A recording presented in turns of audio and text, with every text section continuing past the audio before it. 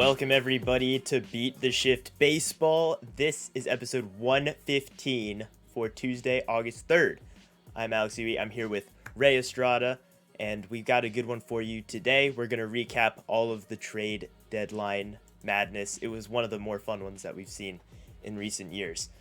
And we'll also talk about the recent news, the Olympic baseball stuff that's going on, as well as plenty of weird stuff, some animal-related things that have been happening. So stay tuned for all that. Before we jump into it, though, make sure you follow us at Beat the Shift BP, Twitter, Facebook, Instagram. That's the best place to get in touch with us. We want to hear what you have to say about the things that we talk about, or if you just want to say hi, that's the place to do it, at Beat the Shift BP. All right, Ray, let's do this thing. You're probably in the best baseball mood that you could possibly be in. I can't. Well, I mean, I can't because the Dodgers traded for Mookie Betts, but I was super pumped for that trade going down on Thursday night, especially because all the Padres fans thought they had Scherzer. Well, and then they just melted down on Twitter. For those who don't know what I'm talking about, you can go ahead and just we'll start with that, and that has got to be the biggest deal of the trade deadline.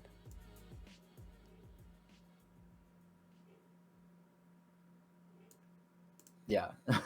I said, like, if you want to say what the deal is. Oh, I thought you were gonna. I thought you were lagging. No. I didn't think that was a segue. That was my bad. No, I was like, tell us. Okay.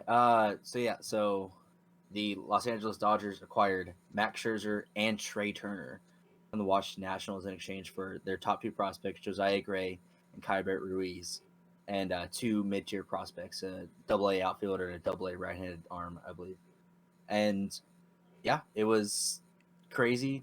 Just Passan broke it, said they're close to a deal for both Scherzer and Turner, and then the flood of other reports coming in that everybody confirming it. We're all finding out the return, and then it didn't become official till like almost the trade deadline, which was actually a little nervous. Mm-hmm. Yeah, earlier in the day, Ken Rosenthal had said that the Padres were close on acquiring Scherzer, and then everybody else is like, well, it's still a bidding war right now, and Scherzer may or may not have vetoed the Padres deal because he did have full no trade protection, and when the reports came out that he was okay the Dodger deal, so it was very, very, very exciting. Yeah, all the rumors made things way more exciting than even they could have been. At first, it was not even any talk about Trey Turner. It was, like you said, just the Padres. But it was a pipe dream. Are zeroing in on Max Scherzer. I guess, yeah. I mean, when you read the reports that like basically everybody but Juan Soto's available for the right price, you're like, oh, what if they got Trey Turner just because yes, he's available? But that's all it took. They would have given up Trey Turner, and they got Scherzer and Turner in the same trade. It's unbelievable, really. Like I can't think of a more stacked super team ever, and the Dodgers. They have two of the top three shortstops in baseball, arguably. I think you're right about that. If you include Chris Taylor in that discussion. Oh, so three of the top three shortstops. Okay. Wait. Oh. No. Oh, I thought you said they have three of the top shortstops. Two of the top three, which is also not two bad. Of the top three. Yeah, the Padres do have the other one, but they do have three like all-star caliber shortstops now, and you can only play one shortstop at a time. Trey Turner's gonna play second base for them, and that seems like just an extreme waste. But of course, it's not. You gotta make that kind of talent fit any way that you can. But yeah, the most ridiculously stacked thing I've ever seen. Yeah. Could you imagine being in an LDS and you're facing either Clayton Kershaw or Max Scherzer or possibly Walker Buehler, depending on how things go, in a game 3? Yeah, that's... And then how about Julio Urias probably for a 4? Game 4? Yeah. Jeez, man.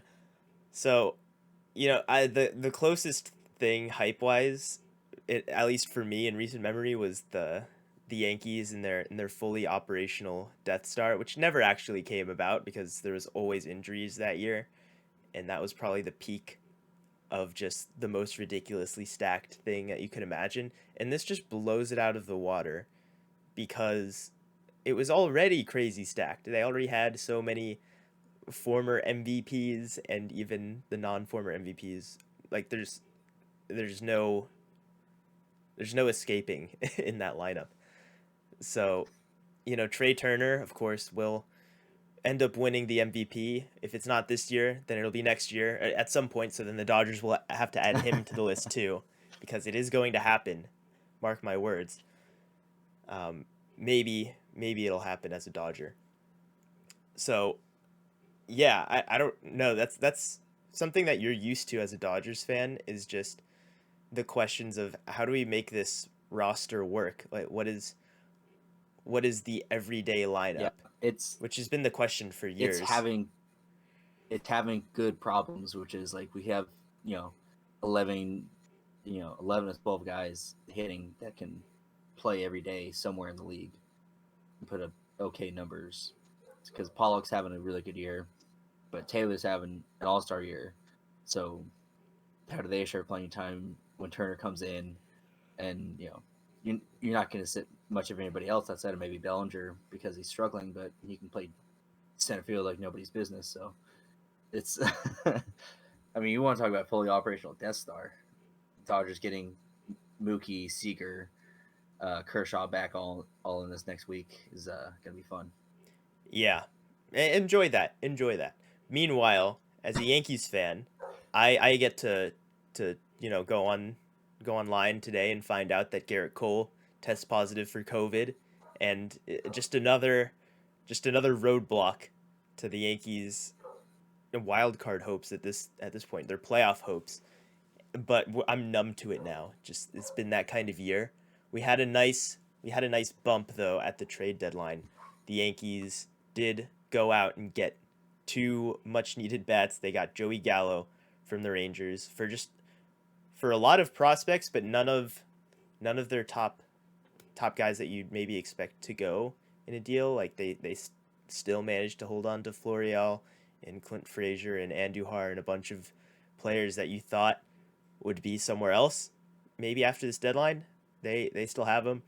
They got Anthony Rizzo from the Cubs, and again, not a situation that moved any major needles. And they got Andrew Heaney from the Angels too, so you're happy with that haul as a Yankees fan no matter what. But then you're hit with news like this. Garrett Cole will not be making his next start. We'll see how much time he ends up missing with his positive test. And there's been a couple of those, Trey Turner included. I don't really know if we brought that up when we were talking about the Dodgers, but he's not back right now because he had tested positive. He was traded on the COVID IL, and he'll be there for a little bit longer. Christian Yelich has been out, just another huge name that has been hampered by this. Josh Hader went on there today. Josh Hader as well. So, there's a lot of resilience with this virus in the worst possible way, and hopefully nothing major happens in terms of it spreading and altering the course of an otherwise like pretty straightforward season. So that's an update though. That's an update With for that sure. Joey Gallo trade, we get to witness the horrors that is clean-shaven Joey Gallo. Yes, it's not bad. It's not bad. Only if you like zoom in really, really tight on his face, which you shouldn't do for it. You shouldn't ever zoom in on somebody's face and look at it too closely, unless they're just like a perfect human specimen, because that's just not cool. You gotta. Yeah, I think it's fine. On TV, it's fine. It's really not. It's just a dumb rule. It's a really dumb rule, but it's not. It's not a horror as you describe it. There's probably even worse one. Like if Charlie Blackmon, for instance, was in a. Lance Lane when he went to the. Yeah, I don't know that it's like you don't think they're gonna look awful. It's just you just have no idea what they look like without the beard. They just look wrong. It takes a lot of adjusting. So Was it McCutcheon when he went there? yeah, there's a lot. There's countless cases, but the Yankees really do look like they've put themselves in the position to make a wild card push because teams like the Indians have not really made any moves. They were another one who was tight there in the wild card. The Mariners, oddly enough, Well, they did give Cesar Hernandez to the White Sox. yes, they did not do much in improving their current roster, I should say. Um, yeah, they also um, didn't they trade away Eddie Rosario as well? Yes. Yeah.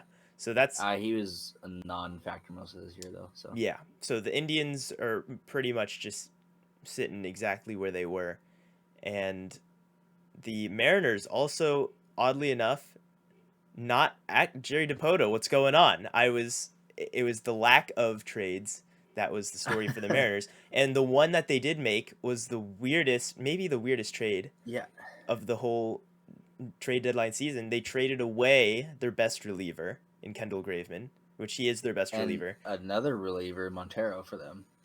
Traded away two, high leverage relievers, including their closer, to the team that they're chasing in the division, the Houston Astros. To the surprise of pretty much everybody in the clubhouse, Jerry DiPoto basically said he's playing 40 chess and said that more moves are coming, and moves didn't come. Nothing else came. They got one. They swooped in Tyler Anderson from the Pirates, who's a very mediocre left-hander starter, and that was it for them. Mm-hmm. So Jerry DiPoto, I don't know what kind of 40 chess he was playing, but it didn't pan out. Yeah. And you kind of glossed over the fact that they were playing the Astros in a very crucial 4-game series, and the position player that the Mariners got back was Abraham Toro, who is not even a starting caliber player for the Astros when they're healthy. The Astros are not fully healthy right now. Yeah, he's a perennial guy who might break out for them. Right. But he's always been that kind of prospect. Part of me thinks that they traded for him specifically because he's hot right now. Yeah. He had homered. He had homered in, I think it was 2 in a row. that night or the night before the trade was made. He homered 2 straight and then games. He homered for the Mariners. Yeah, in 2 straight games for the Mariners. So now they're like, Jerry DiPoto is a god. But then, yeah. But then he added we'll see. Nobody else. We'll see what happens. Because Kendall Graveman was like, that's your piece. That's your guy. Which I understand it if you're going and trying to get other like critical pieces, but it was a real head scratcher. But I mean, if you're gonna trade your closer, the Chicago Cubs got Nick Madrigal back for Craig Kimbrell, right? Which seems better. And they were asking for, apparently the Rays had offered Tyler Glasnow in the Kimbrell deal, but because of his injury, he is gonna get Tommy John now. That is an update on that. That's because sucks. Of that. The Cubs were asking for one of the Rays' top prospects, and so the Rays didn't want to do that. So the Cubs had a high asking price, and they got it in Madrigal for their closer. And then you have the Mariners, who should have a higher asking price for their closer, considering they're in a wild card race. And then they just give it to the division leader for a guy that Jerry DiPoto just kind of likes. He was hot. He had homers for him right off the bat. So yeah, let's transition to the Cubs now, because the Cubs were another huge story just the entire trade deadline in terms of cleaning house, which the Cubs and the Nationals definitely did the best job of just wiping out their existing roster. So the Cubs traded away, as I already mentioned, Anthony Rizzo to the Yankees. They traded away Chris Bryant to the Giants. That was a big move. And the Giants seem like they really like Chris Bryant. I wouldn't be surprised if he is there for and for a pretty modest haul, I would say. Like, the Giants really didn't give up anybody. Right. Kind of the case with all of these guys. Or anything like that. Javier Baez to the Mets is the other one. So that trio, that was huge for them in their World Series run, is all gone now. And as you mentioned, Craig Kimbrell went to the White Sox, which was another huge surprise. They have maybe the best after closer they in baseball traded, already. yeah, after they traded, they had also traded Tepera to the White Sox earlier this week. Right, right. So there's a lot going on, a lot of pieces leaving the Cubs. But yeah, the Kimbrel to the White Sox one was very surprising. Apparently, the rumor is that they'll split time. That's Liam Hendricks and Craig Kimbrel, who are the closers now for the White Sox. But it's formidable. probably going to end up being one or the other. It's not even a lefty righty split situation. They're both just dominant. So you really just get to pick. You can't go wrong. Um, yeah, and then the Nationals. We mentioned Scherzer and Turner that were on the move. They also cleaned out Yan Gomes and Josh Harrison to the A's. Both of them went to the A's in the same deal, right? Yeah, I believe. yeah, that was one deal. Hmm. I And don't remember what they got back. no, these are a little bit more minor pieces at Yeah, this point. Um, they didn't have as much star power, I guess, to tear down in mhm, Washington. Scherzer and Turner were kind of the big names. yeah. So, there's a lot of void left there with these two teams. And you know what? Let's go ahead and get into our game now. The best part about both of these teams just completely cleaning house was that they were scheduled to play each other this past weekend, the post trade deadline weekend. The two teams that sold off almost their whole teams went toe to toe for a battle of players nobody knows. And I thought it would be fun for the two of us, as above average baseball fans, to try our best in naming as many players as we can without looking from the Friday game between the Cubs From the Friday game. and the Okay. Nationals. I mean the rosters will be more or less the same. We'll count Yeah. anybody who's rostered, on their active roster for Okay. that time. So Okay. So not like they starting don't they lineup. didn't Okay. have to be in the starting lineup. But Okay. good luck if you're naming players who weren't in the starting line. Like that's impressive if you are.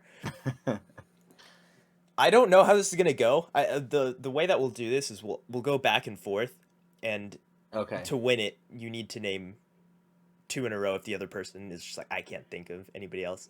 If both of if us, one of us passes, yeah, but if both but you have to name another one if one of us passes. yeah, If exactly. both of Yeah. us just get stumped, then we tie, and we'll feel sad. Okay. But this could be a long game, but I don't think it will be. So let's go ahead and start. I'll let you go first. So I'll take the easy one off top. Juan Soto. Okay, Juan Soto, Nationals, done. All right, I'll go with maybe the easiest one on the Cubs that's left, in Wilson Contreras. We can each go from either team, by the way. We don't. Yeah. So yeah, Mhm. I'm gonna stick with the Nationals here though, just because I saw him playing tonight. Yadiel Hernandez. Oh I think yeah, that's his yeah. first I name. I saw that tonight as well. He made a good throw. Outfielder. Yes. Yeah.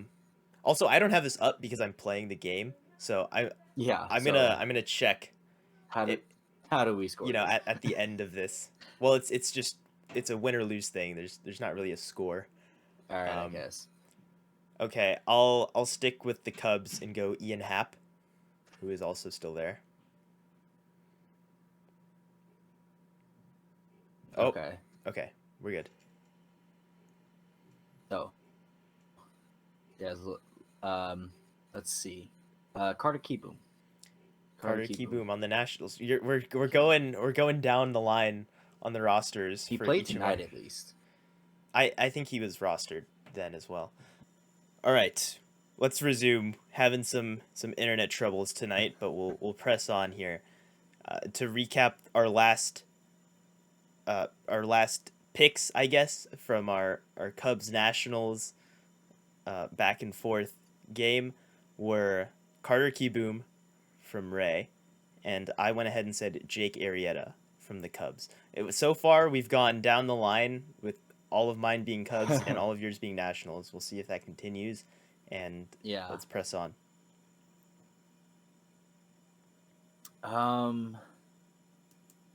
Let's see. Kyle Hendricks is still on the Cubs. Yes, he is. You took a Cub. Dang. Yeah. All right, now I feel compelled to go back and do the same. Take one from yours. I'll say Josh Bell, who's very much Josh still Bell a is still National. a National. Yep. You are correct. I'll stick with the National. Victor Robles is still a National. Mm-hmm. Yes, he is.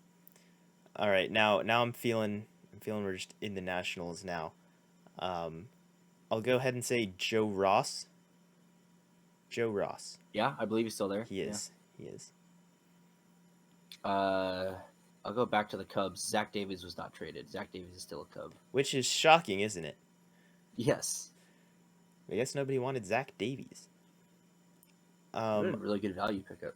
I'll stay Nationals and go with Eric Fedde. Fedde? I don't know how to say his name, but that Eric guy. Fedde, I think it. Yeah. Yeah. The pitcher. Yep, the pitcher. I'll stick Nationals. A reliever. His name is Mason Thompson.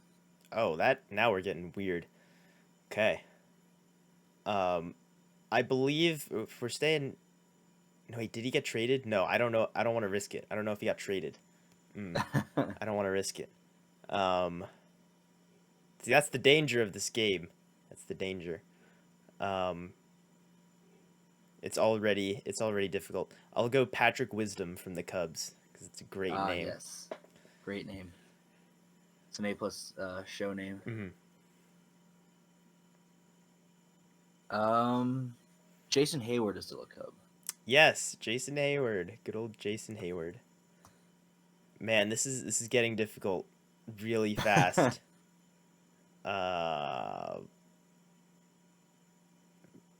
Man, I'm already like running out of names here. I'm going to go ahead and say right now that I'm pretty sure I couldn't name anybody from the Cubs bullpen. That's right now. That is fair. Yeah. I'm having my same issues. I'm trying to think of other starting. We've said 3 starters on the Cubs and 2 on the Nationals. We're not counting, just by the way, we're not going to count like Josiah Gray because he was traded that day and not activated right away. Yeah. He made his debut Monday night tonight. Right. So if people are wondering, like, what about the guys that got traded? Like, yeah, we got it, but we're not counting them.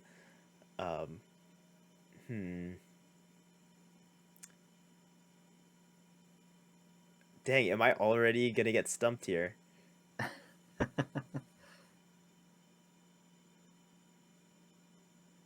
Is there a timer on this? Yeah, it's gonna be. I think that might be it for me already, because I can't think of anybody else. Genuinely.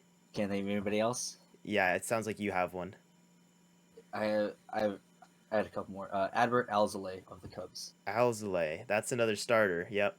There you go. Another starter, and also the Nationals catcher Trey Barrera. I don't know. Trey Barrera, I think is his name. Trey. Yep. I wouldn't have been able to pick out who's the Nationals catcher. Nope, wouldn't have been able to do that. I was going around the diamond. If they weren't on national TV tonight, I would not have.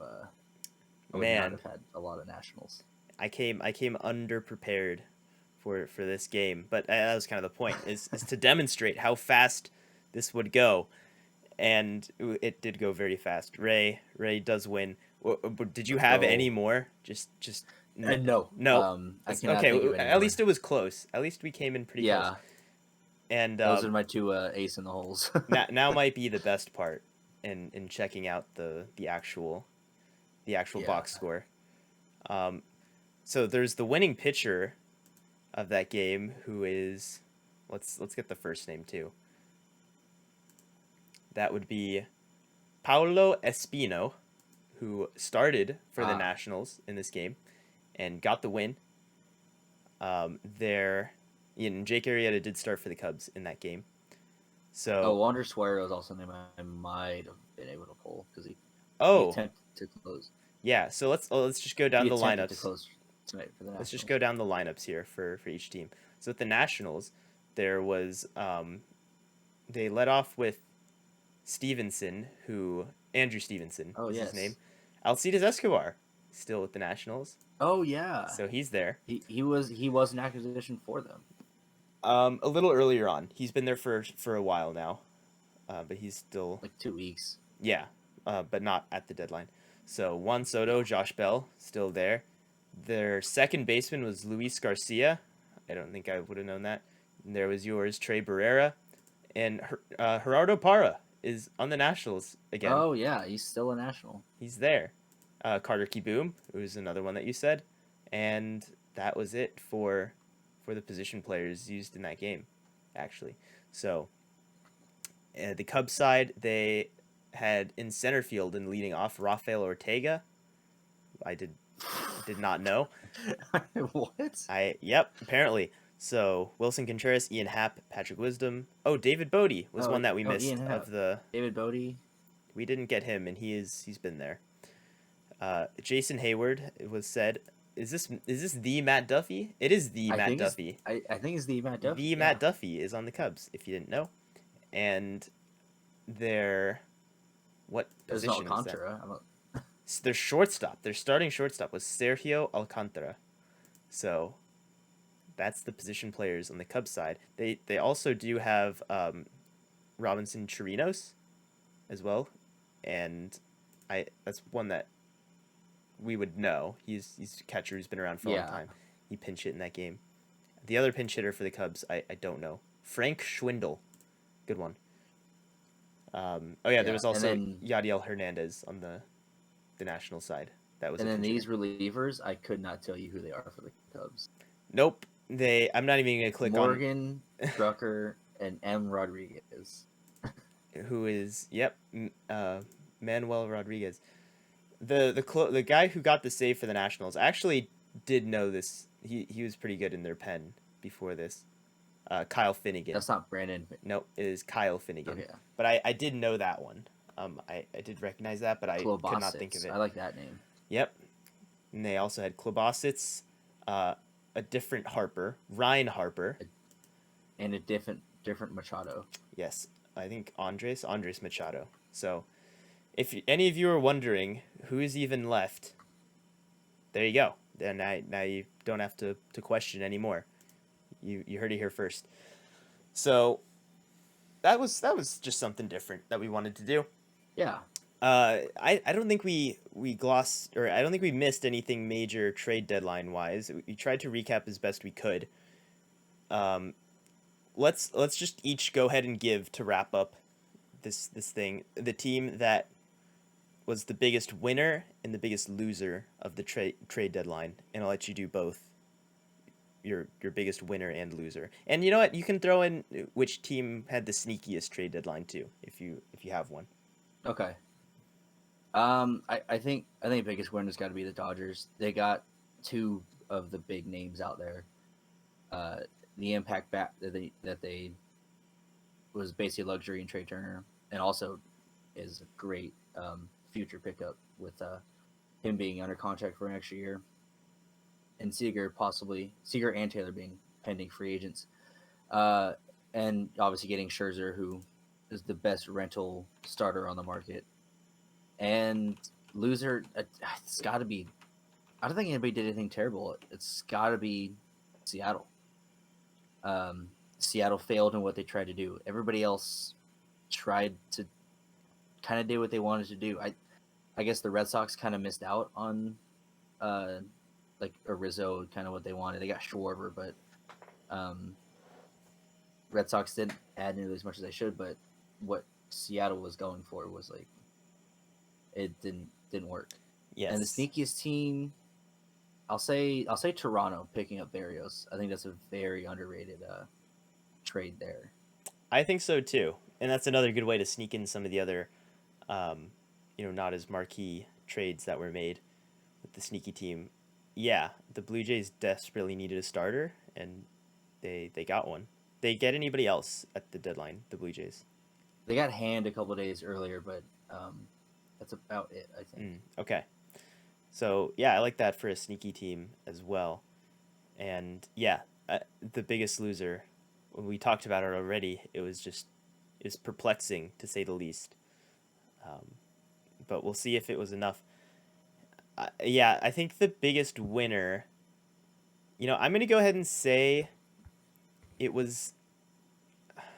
I'm gonna go ahead and say it was the Yankees, just because the Dodgers I don't think needed what they got as much. It was overkill, right? It was diminishing returns on just how much firepower you're bringing in at the trade deadline. The Yankees were really looking like they need to do something at the deadline to make a push for the wild card, because as of right now, they're not a wild card team. So that's what it took. I'm going to go ahead and be optimistic that Andrew Heaney won't go out and lose to the Orioles every single time out going forward, and Gallo starts to swing it better. Anthony Rizzo already had a great first series. All three of those Cubs bats hit a home run in their team debut. Yeah, could you imagine all three of them on the same team? Whew. Oh wow. Maybe someday. Yeah, but the Cubs, they did what they had to do. Actually, no, they really didn't, because they were still teetering around there. But you can understand I it at think least. they laid out their goal of what they wanted to do. I think we can criticize the long coming intent to blow up this core because they didn't want to pay all of them. Mm-hmm. But that's different than what they set out to do at this trade deadline, which was sell pieces and retool. Yeah. So on that note, the biggest loser is not going to be somebody who was buying at the deadline. It will be a should have been seller. I think you know who, the Colorado Rockies, who we were yet to talk about. I totally glossed over that. Oh my God, Trevor Story still on the Rockies. Unbelievable. German Marquez still on the Rockies. John Gray still on the Rockies. Yeah, still on the Rockies. The only guy not on the Rockies who was on the Rockies was Michael Givens. Mm-hmm. They got rid of a reliever, and they are probably the worst team in baseball. No, Diamondbacks still are. But they're probably the worst team in baseball, roster-wise. The Diamondbacks had a lot of injuries all year. The Rockies don't really have that excuse. You know what I mean? Yeah. Yeah, you and I are going to be in Denver in a couple weeks going to a Rockies game, and I will never be more mad to see Trevor Story. Oh, I know. What the heck? He's probably not so happy about it either at this point.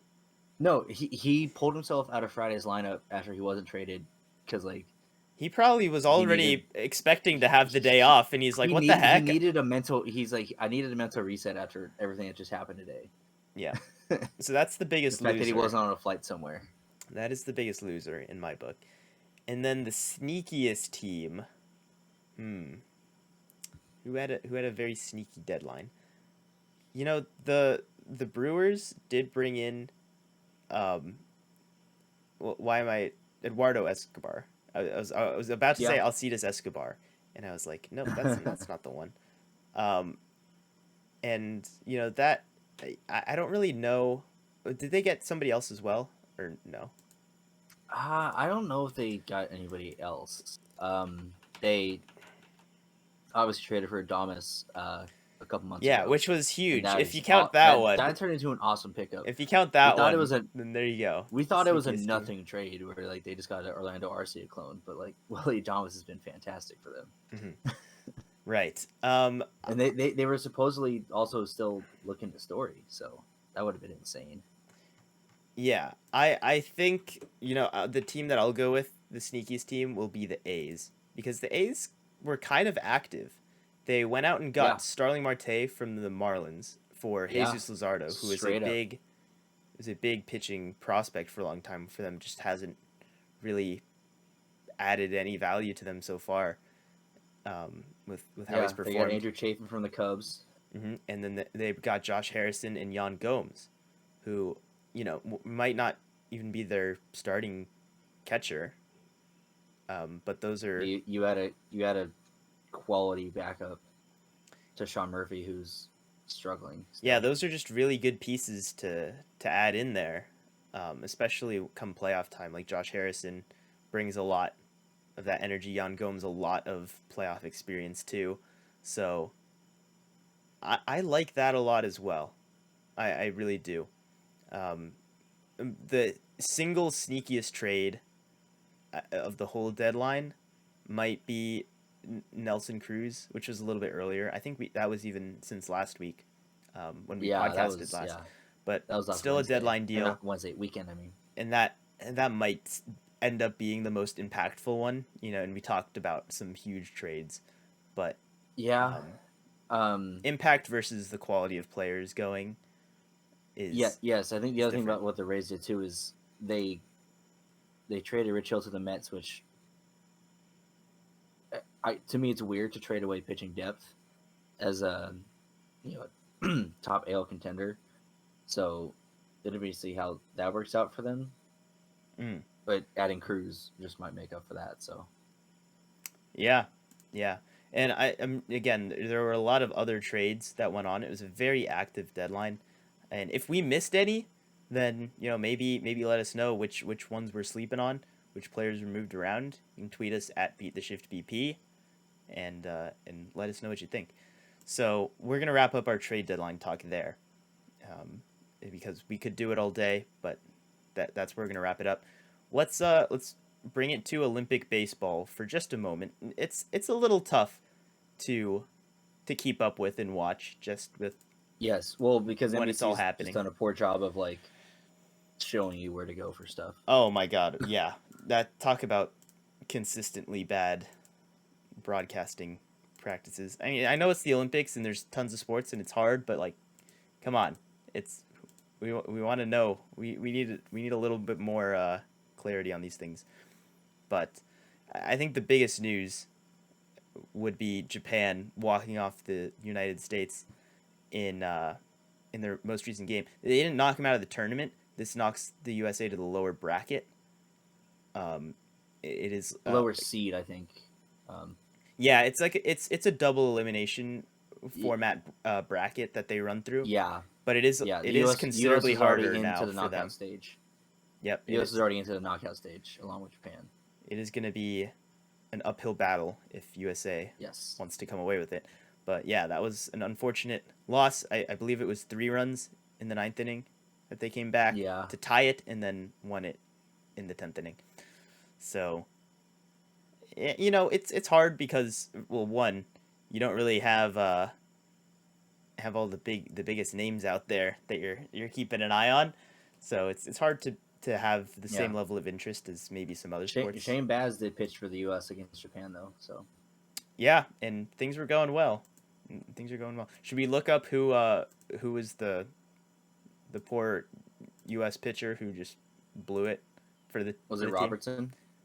I don't know who it was. I actually do not I know recall. Robertson's been the closer of that team. David Mm. Robertson, Yankees Well, legend. that would be something. That'd be a very Yankees thing. Uh, you know, former Yankees and Yankees alike. Although Masahiro Tanaka as well Yeah, is out there pitching for Japan. So yeah. The NPL Nippon Professional Baseball League has a has a design break for the Olympics this year.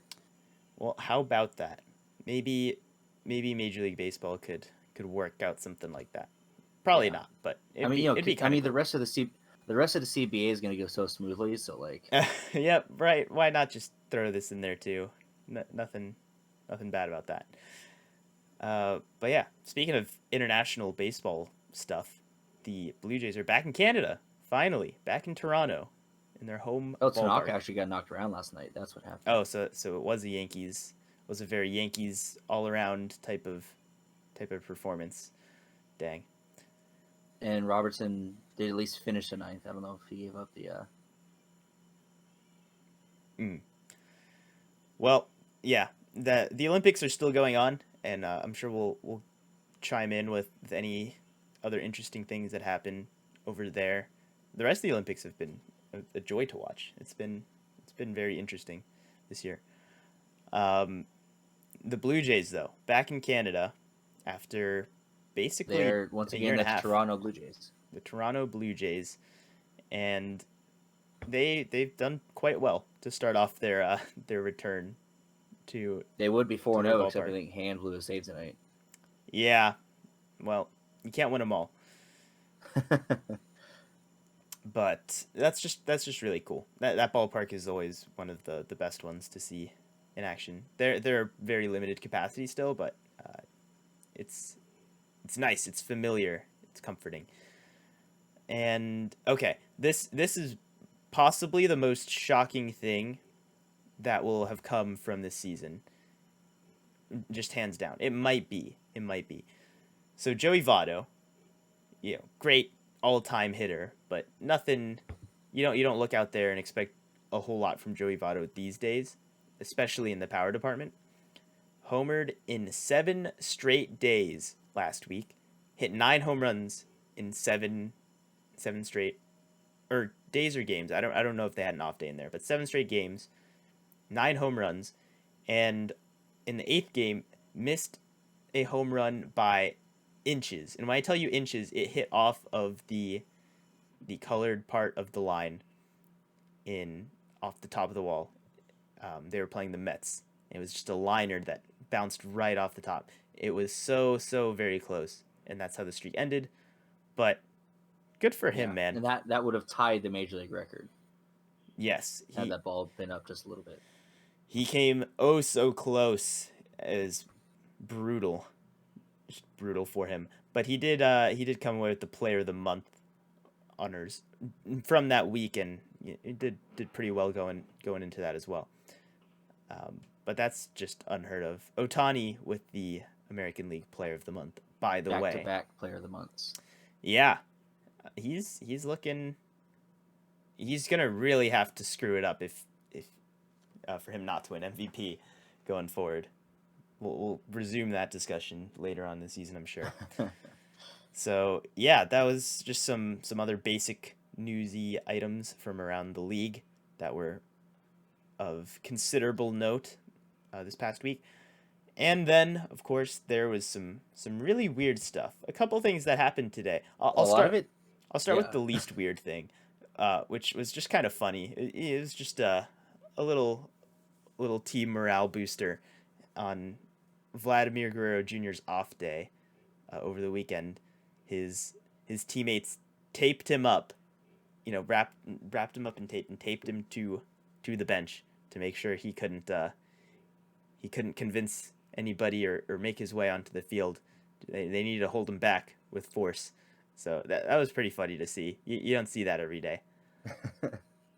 But yeah, I think this is peak weird stuff in like an all-time instant classic weird stuff moment going on in the Nationals game tonight. Speaking of the Nationals, Victor Robles, while in the outfield, had a little praying mantis friend. Right? A little praying mantis. It was, little compared to him, but very big. Yes, but very big compared to some other things that could have been. It was a large bug to have on your hat in the outfield. Sitting right on the brim, right in front, had a great view of the game, and he just kind of played through it. He wasn't like, guys, help, somebody stop the game. Like he just kind of, he went with it. He took it in stride. There's a great gif of him, signaling outs to the other outfielders, and then he looks up and holds one out just right in front of his forehead to show the praying mantis as well. That's going to be an instant classic for sure. Maybe I need to do some more investigative work on the beginning and the resolution of that whole event, but. Yeah, I saw the moment he had great. it in the dugout, maybe prior. I'm not sure, but I know it didn't end well because the Nationals gave up 3 5 runs in the ninth. Oh, don't scare me like that. I thought you meant it didn't end well for the praying mantis. That would have been a Didn't end well for the heartbreaker. Nationals. Yeah, That part image and that part you that could image expect. ended up on one of my new favorite Twitter feeds, baseball images that precede unfortunate events. Oh, Yeah, I yep, talked to that him makes in Philly. sense. But yeah, that's it. You know, I'll maybe look and see how it got there in the first place and what they did with it to after the fact. But man, that is great. And the Yankees, they did have a little feline friend on the field, which is always a treat when a cat just decides to take a little stroll through the outfield. They had one of those. Maybe This one was adorable. Maybe that'll help. Maybe that'll help them out. They need something. Anything to get the Yankees going right. And also, apparently, the fans are chanting MVP for it. So They've that. really been starved for that. They haven't had a real opportunity to this year. So the cat, if the Yankees go on a run right now, the cat will be the base of a Rally cat. Yeah, the rally cat will be beloved by all of New York in no time at all. All right. Well, I think that's where we land. That's where we're going to wrap it up for today. So yeah, thank you everybody for listening and for making it this far. If you did make it this far, this is wait, sorry. I had something happen in the background here. But yes, if you did enjoy the podcast, then make sure to leave a review, rate us wherever you're listening, and leave a comment as well. Yeah, at Beat the Shift BP on Twitter, Facebook, and Instagram. I'm sorry, my plugs are getting very distracted right now by other things happening, but it is all okay. You know what to do at this point. So, we'll be back next week. We'll have some other stuff for you as well. So be on the lookout for all that. Thanks everybody one last time. As always, Ray.